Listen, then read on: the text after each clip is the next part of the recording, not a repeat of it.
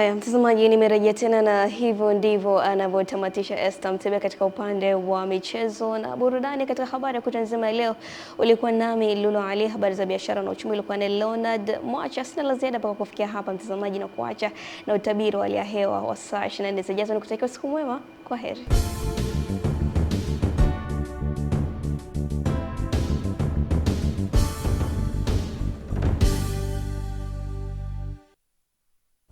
Ni wakati mwingine tena uliotulivu. Karibu katika utabiri wa hali ya hewa kutoka Mamlaka ya Hali ya Hewa Tanzania. Kwa usiku wa leo tukitarajia hali ya ukavu na yenye hali ya ubaridi jitokeze katika maeneo mengi ya nchi, huku kiwango cha chini zaidi cha joto kitarajiwa kufikia nyuzi joto 7 katika mkoa wa Njombe, kufuatiwa na nyuzi joto 8 katika mkoa wa Mbeya. Mifumo ya upepo kwa siku ya kesho inatuonyesha upepo unatarajiwa kuendelea kuwa wa wastani katika maeneo mengi ya nchi, huku kikiambatana na hali ya ukavu kwa ujumla katika maeneo mengi ya nchi. Kutoka Mamlaka ya Hali ya Hewa Tanzania hatuna la ziada. Asante na tunakutakia wakati mwema.